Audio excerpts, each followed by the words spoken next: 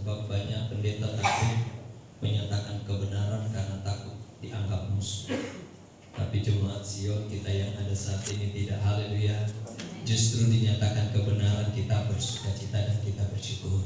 Karena ternyata Tuhan tidak mau aku binasa. Dibuka kebenaran, maka kita saling cinta. Haleluya. Haleluya. Jujurlah Pak, supaya kita ini mantap. Pasal 8 Wahyu pasal 8 ayat 6. Dan ketujuh malaikat yang memegang ketujuh sangkakala itu bersiap-siap untuk meniup sangkakala. Bicara akhir zaman ditandai dengan tiupan sangkakala. Ya. Nah, kapan tiupan sangkakala kita tahu? Saat kita ada di gereja. Gereja akan membuka, gereja akan memberitahu apa yang dimaksud dengan sangkakala dan kenapa harus sangkakala yang ditiup. Nah, gitu kan? Kepada 7 malaikat yang memegang ketujuh sangkakala itu bersiap-siap untuk meniup sangkakala. Lalu malaikat yang pertama meniup sangkakalanya, dan terjadilah hujan es dan api bercampur darah, dan semuanya itu dilemparkan ke bumi. Maka terbakarlah sepertiga dari bumi dan sepertiga dari pohon-pohon, dan hanguslah seluruh rumput-rumputan hijau. Sangkakala yang pertama bicara soal api. Kalau kita lihat, saksikan di televisi ada kebakaran hutan ribuan, dia beritahu api.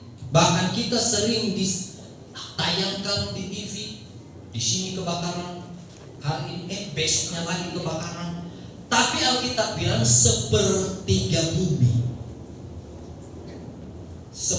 bumi akan mengalami kebakaran. Berarti itu bicara soal pemusnahan. Jadi kitab Kejadian pasal 6 tadi berlanjut sampai akhir zaman, hari kiamat. Ya, dan kita sedang menanti hari kiamat itu. Hari kiamat gak lama lagi, saudara. Tanda pertama kan sudah dibuka. Dan nanti orang akan terbiasa dengan kebakaran. Akan terbiasa. Kalau orang sudah terbiasa dengan kebakaran, di dekat kita pun atau di area kita pun terbakar, kita anggap biasa. Kalaupun dulu kita masih dengar di jauh sana, sekarang mendekat, bahkan mungkin kita sendiri. Ini sangkakala. Wah, meniup sangkakalanya, ada sesuatu seperti gunung besar katanya, yang menyala-nyala oleh api, dilemparkan ke dalam laut, dan sepertiga dari laut itu menjadi darah, dan matilah sepertiga dari segala makhluk yang bernyawa di dalam laut, dan binasalah sepertiga dari semua kapal. Kalau kapal bertabrakan, kapal tenggelam, dia harus memenuhi kuota sepertiga di laut. Jadi kalau kita dengar ada kapal tenggelam, ada kapal terbakar, sangkakala kedua sudah ditiup.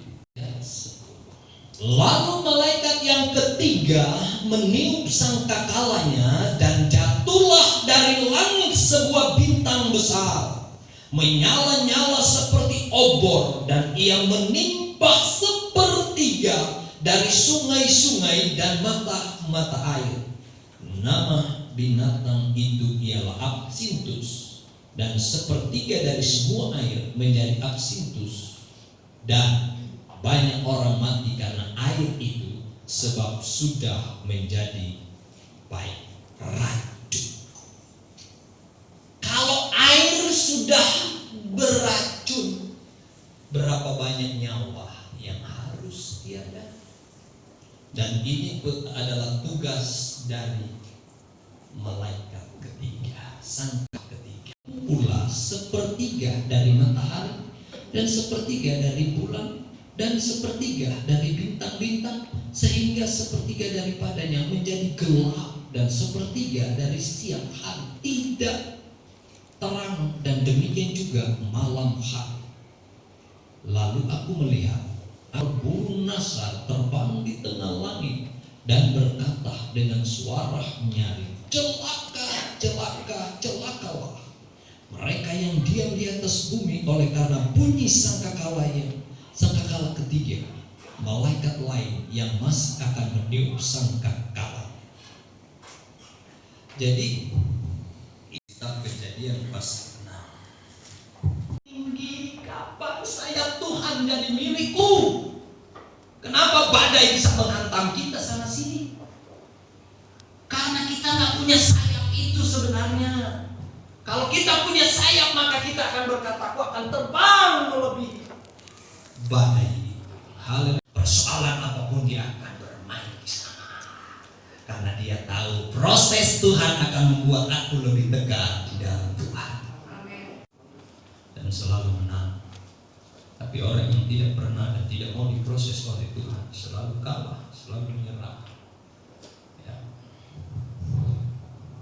Tuhan bilang bikin dari kayu gofir, no. Jangan campur. No root. Kita bisa bayangkan kayak kapan kita berdoa. Ada saatnya kita pribadi berdoa dengan Tuhan. Tapi ada saatnya harus bersama supaya kita saling doa mendoakan. Kenapa di gereja hari Kamis dibuka doa? Supaya saling mendoakan.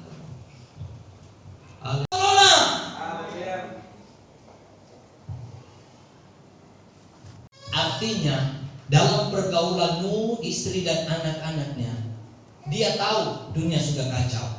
Mereka sudah tahu dunia Nuh tak karuan. Tapi istri Nuh dan anak-anaknya tetap jaga diri. Aku milik Tuhan. Pergaulan Nuh dan anak-anaknya dengan Allah, saudara. Karakter seperti ini, hidup benar, tidak bercela, kau akrab dengan Allah. Yang keempat, ikut aturan, disuruh potong kayu gofir, disuruh disertai oleh Tuhan dan diberkati oleh Tuhan sampai masa tua. Jangan kita berdiri.